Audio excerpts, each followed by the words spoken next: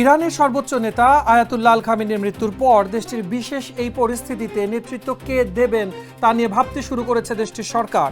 ইরানের সরকারি সংবাদ সংস্থা ইরনা জানিয়েছে, এই পরিস্থিতিকে সামলে নিতে 3 সদস্যের সমন্বয়ে একটি নেতৃত্ব পরিষদ গঠন করা হয়েছে।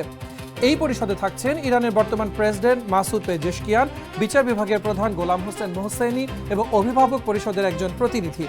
ইরানের সংবিধান অনুযায়ী এই পরিষদ সাময়িক সময়ের জন্য রাষ্ট্রের অভিভাবক হিসেবে কাজ করবে। যতক্ষণ না বিশেষজ্ঞ পরিষদ একজন স্থায়ী সর্বোচ্চ নেতা নির্বাচন করছে, ততক্ষণ দেশের সামরিক নির্দেশনা, গুরুত্বপূর্ণ নীতি নির্ধারণ এবং রাজনৈতিক সিদ্ধান্ত গ্রহণের চূড়ান্ত ক্ষমতায় 3 জনের হাতেই ন্যস্ত থাকবে। বর্তমান ভূ রাজনৈতিক প্রেক্ষাপটে ইরানের জন্য এটি একটি চরম অগ্নি পরীক্ষা। একদিকে দেশের অভ্যন্তরীণ নিরাপত্তা বজায় রাখা, অন্যদিকে বহির্বিশ্বের সাথে ভারসাম্য রক্ষা করা এই পরিষদের জন্য সবচেয়ে বড় চ্যালেঞ্জ। দ্রুততম সময়ের মধ্যে একজন যোগ্য এবং সর্বজন গ্রাহ্য উত্তরাধিকারী নির্বাচনের মাধ্যমেই এই সংকটকালীন পরিস্থিতির অবসান ঘটবে বলে আশা করা হচ্ছে। এই ক্রান্তি লগ্নে পুরো বিশ্ব এখন তেহরানের পরবর্তী পদক্ষেপের দিকে তাকিয়ে আছে।